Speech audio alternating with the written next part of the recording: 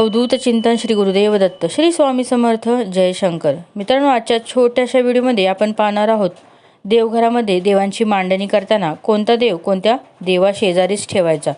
तुमची मांडणी चुकीची तर होत नाही ना, हेच या व्हिडिओमध्ये आपण पाहणार आहोत. मित्रांनो, देवाऱ्याचे सर्वात महत्त्वाचे देवघराची दिशा असते. सर्वात आधी म्हणजेच देवघर घराच्या ईशान्य कोपऱ्यातच असावं. पूजा करताना आपले तोंड पूर्वेकडे किंवा उत्तरेकडे झाले पाहिजेत. 2. देवपंचायत पद्धत. शास्त्रात पंचायतीने मांडणीला खूप महत्त्व आहे. यात मध्यभागी काय असतं, मुख्य कुलदेवता आणि चारी बाजूंनी विष्णू, शिव, गणपती, सूर्य आणि देवी यांची मांडणी केली जाते. 3. गणपतीचे स्थान. गणपती हा प्रथम पूजनीय आहे. त्याला नेहमी देवांच्या उजव्याच बाजूला म्हणजेच आपल्या डाव्या हाताला स्थान द्यावे. गणपतीची मूर्ती बसलेल्या स्वरूपातच असावी. 4. कुलदेवता आणि कुलदैवत. आपल्या घराच्या कुलदेवतेचा आणि कुलदेवाचा फोटो किंवा मूर्ती देवाऱ्याच्या मध्यभागी किंवा वरच्या स्थानी असावी. त्यांच्या आशीर्वादाने घर चालतं. 5. मूर्तीचा आकार आणि संख्या. मित्रांनो, देवाऱ्यात मूर्ती खूप मोठ्या नसाव्यात. साधारण 2 ते 4 इंच इतक्या असाव्यात. तसेच एकाच देवाच्या 2 किंवा 2पेक्षा जास्त मूर्ती अजिबात ठेवू नका. गणपती किंवा बाळकृष्ण कधीही 2 ठेवू नका. 6. शंखाची जागा. शंख. मित्रांनो, शंख महालक्ष्मीचा भाऊ मानला जातो. शंख नेहमी देवाच्या डाव्या बाजूला आपल्या उजव्या हाताला ठेवावा.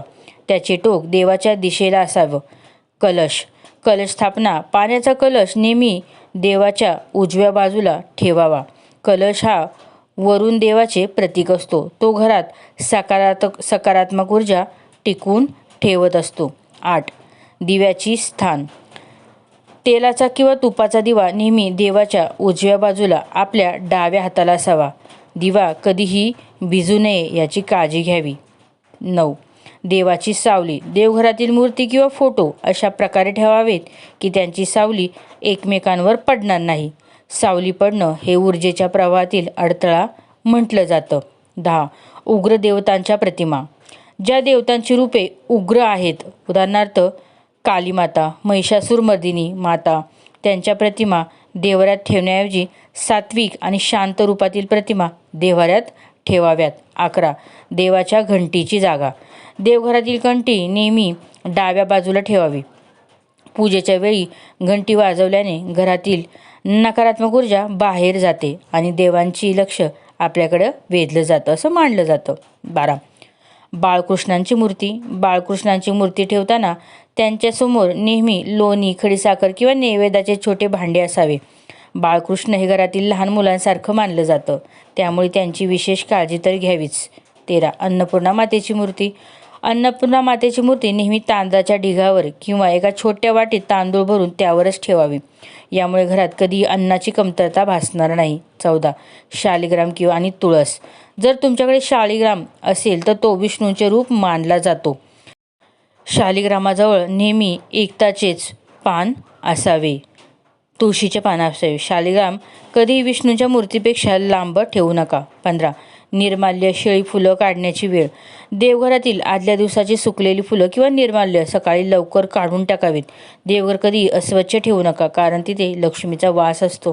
16. पादत्राणे आणि चपला.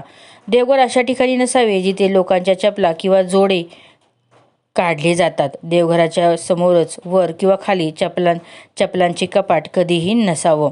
17. देवाऱ्याची उंची. देवारा जमिनीवर नसावा. तो अशा उंचीवर असावा की जेव्हा तुम्ही पूजेला बसाल तेव्हा देवांचे चरण तुमच्या हृदयाच्या रेषेत किंवा थोडे वर असावे. 18. बाजूला काय नसावे. देवघर कधी शौचालय किंवा बाथरूमला लागून भिंतीच्या नसावे. तसेच बेडरूममध्ये देवघर असल्यास झोपताना पाय देवाच्या दिशेला होणार नाही याची नक्कीच काळजी घ्यावी. 19. स्वच्छता आणि पवित्र. देवघरात कधी तुटलेली मूर्ती, फाटलेले फोटो किंवा शिळी फुले ठेवू नका. देवघर नेहमी लाकडी किंवा संगमरवरी असावं. 19. सोन्या चांदीचे दागिने. सोन्या चांदीचे दागिने घालताना ते अति प्रमाणात नसावेत किंवा ज्यामुळे देवाचा चेहरा झाकला जाईल. देवाचे हास्य, डोळे स्पष्ट दिसणे मंगलदायी मानले जाते. 21. पांढऱ्या कपड्याचा वापर. देव्हाऱ्याच्या तळाला नेहमी पांढरा, पिवळा किंवा लाल रंगाचा स्वच्छ सुती कापड अंतरावे. काळा किंवा गडद निळा रंग देव्हाऱ्यात वापरणं टाळावं. 22. देवाचे तोंड कोणत्या दिशेला असावं? देवघरातील मूर्तीचं तोंड कधीही एकमेकांकडे नसावं. सर्व देवांचे तोंड समोरच्या दिशेला भक्ताकडे असावं. यामुळे घरात सुसंवाद राहतो. 23. पूजेचे आसन नेहमी देवाची पूजा करताना जमिनीवर थेट बसू नये. लोकरीची किंवा सुती आसन वापरावं. आसन हे शरीरातील ऊर्जा जमिनीत जाण्यापासून रोखतं. 24. अगरबत्ती आणि धूप. अगरबत्ती आणि धूप लावताना ती देवाच्या उजव्या बाजूला लावावी. शक्य असल्यास बांबू विरहित अगरबत्ती किंवा धूप वापरावा, कारण शास्त्रानुसार बांबू जाळणं अशुभ मानलं जातं. 25. फोटो फ्रेमची स्थिती. जर तुम्ही देवांचे फोटो लावले असतील तर ती भिंतीला थोडे झुकलेले नसावेत, तर अगदी सरळ असावेत. फोटो फ्रेमची काच फुटलेली असल्यास ती त्वरित बदलावी. 26. तांब्याचा वापर. देवघरातील ताट, पळी, पंचपात्र हे शक्यतो तांब्याचे असावे. तांबे हे पवित्र धातू मानलं जातं आणि ते सकारात्मक लहरींना ग्रहण करतं. 27. विष्णू आणि लक्ष्मी. विष्णू आणि लक्ष्मी फोटो लावताना तो नेहमी भगवान विष्णूंच्या उजव्या बाजूला असावा. लक्ष्मी ही विष्णूंची शक्ती आहे, त्यामुळे त्यांना एकत्र ठेवणं समृद्धीसाठी उत्तम असतं. 28. पायरीची पद्धत. जर देवाला मोठा असेल तर सर्वात वरच्या पायरीवर कुलदेवता, मधल्या पायरीवर इतर प्रमुख देवता आणि खालच्या पायरीवर वाहन किंवा सेवक असावेत. 29. देवघरातील पडदा. रात्री झोपताना देवघरासमोर एक छोटासा पडदा नक्कीच लावावा. आपण विश्रांती घेतो तसं देवांनाही विश्रांती घ्यायची असते, अशी भावना मनामध्ये ठेवायची. 30. पाण्याचे भांडे. देवघरात तांब्याच्या भांड्यात पाणी भरून ठेवावं आणि ती रोज सकाळी बदलावं. जुने पाणी झाडांना टाकावं. हे पाणी घरातील नकारात्मकता शोषून घेत असतं. 31. नामजप आणि शांतता. देवघराच्या ठिकाणी मोबाईल वापरणं किंवा मोठ्या आवाजात बोलणं टाळावं. तिथे किमान 5 मिनिटं बसून शांतपणे नामजप केल्यास देवघर जागृत होतं. 32. मूर्तीचे पाय आणि डोळे. देवघरात मूर्ती ठेवताना अशा प्रकारे ठेवा की पूजा करताना तुमचे लक्ष देवांच्या चरणांकडे आणि डोळ्यांकडे सहज जाईल. मूर्तीची दृष्टी खालच्या दिशेला नसावी. 33. एकाच ठिकाणी 2 देव्हारे. एकाच घरात 2 वेगवेगळी देव्हारे नसावेत. यामुळे ऊर्जेचे विभाजन होते आणि घरातील सदस्यांमध्ये मानसिक गोंधळ निर्माण होऊ शकतो. 24. दक्षिणाभिमुख मूर्ती. कधीही देवाचे तोंड दक्षिण दिशेला करू नका. दक्षिण ही यमाची दिशा मानली जाते. देवाचे तोंड नेहमी पूर्व किंवा उत्तरेकडे असणं सर्वोत्तम मानलं जातं. देवांचे शास्त्रोक्त. काही देवतांच्या हातात शस्त्रे असतात. अशा मूर्ती ठेवताना शस्त्राचे टोक घराच्या मुख्य दरवाजाकडे किंवा खिडकीकडे नसावे. ते सुरक्षितरित्या मांडलेलं असावं. जुन्या मूर्तीचे काय करावे. जर तुम्ही नवीन मूर्ती आणली असेल तर जुन्या मूर्तीला कोपऱ्यात टाकून देऊ नका. तिचे वाहत्या पाण्यात किंवा विहिरीत शास्त्रोक्त विसर्जन करा किंवा कोणा गरजूवंतांना द्या. देवांच्या मागे आरसा नसावा. देवघराच्या पाठीमागे किंवा देवांच्या अगदी समोर आरसा लावू नका. आरशामुळे ऊर्जेचे परिवर्तन होते. ते पूजेच्या वेळी एकाग्रतात अडथळा आणू शकते. फुलांची मांडणी. देवाला वाहिलेली फुलं नेहमी देवाच्या चरणांशी किंवा डोक्यावर असावीत. तिकडे इकडे विखरलेली नसावीत. तसेच प्लास्टिकची किंवा कागदी फुलं देवघरात कधीच वापरू नका. रांगोळीचं महत्त्व. देवघरासमोर रोज किमान एक छोटी रांगोळी किंवा स्वस्तिक काढा. रांगोळी ही देवतांच्या स्वागताचं प्रतीक मानलं जातं. मंत्रांचे लेखन. देवघराच्या भिंतीवर किंवा चौकटीवर शुभलाभ, ओम किंवा यासारखी शुभचिन्ह असावीत. यामुळे देवघराचे पावित्र्य वाढतं. नैवेद्याचं भांडं. देवाला नैवेद्य दाखवल्यानंतर ते भांडं लगेच तिथून उचलून घ्यावे. रिकामे भांडे देवासमोर बराच वेळ ठेवू नका.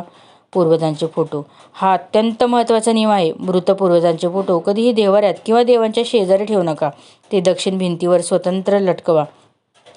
पूजेच्या साहित्याची मांडणी. पूजेचे साहित्य हळदी, कुंकू, अक्षदा, अत्तर हे देवांच्या उजव्या हाताला ठेवावे, तर पूजेचे पाणी आणि अभिषेक पात्र डाव्या बाजूला ठेवावं. देवघराखालील जागा.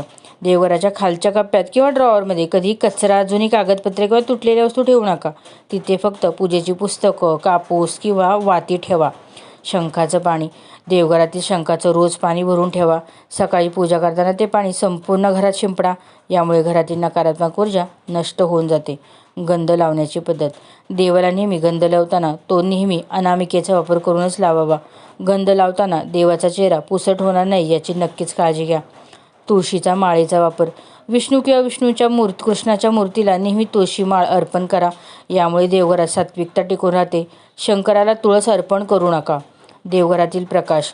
देवघरात छोटासा झिरो बल्ब चालूच ठेवा. देवघरात अंधार नसावा, जेणेकरून तिथे सतत चैतन्य टिकून राहील. मूर्तीचा अभिषेक शक्य असल्यास दररोज किंवा प्रत्येक गुरुवारी सोमवारी मूर्तीला पंचामृताने किंवा शुद्ध पाण्यानं अभिषेक करा आणि त्यानंतर मऊ कपड्याने पुसून कोरडं करून ठेवा. छताची उंची देवघराचे छत घुमट आकार किंवा त्रिकोणी असावे. सपाट छतापेक्षा गुंठाकार छतातून वैयक्तिक ऊर्जा अधिक प्रमाणात प्रवाहित होते. कृतज्ञता आणि प्रार्थना. सर्वात शेवटचा आणि महत्त्वाचा नियम म्हणजे केवळ मूर्ती मांडून चालत नाही, तर रोज किमान 2 मिनिटं डोळे मिटून देवाचे आभार माना.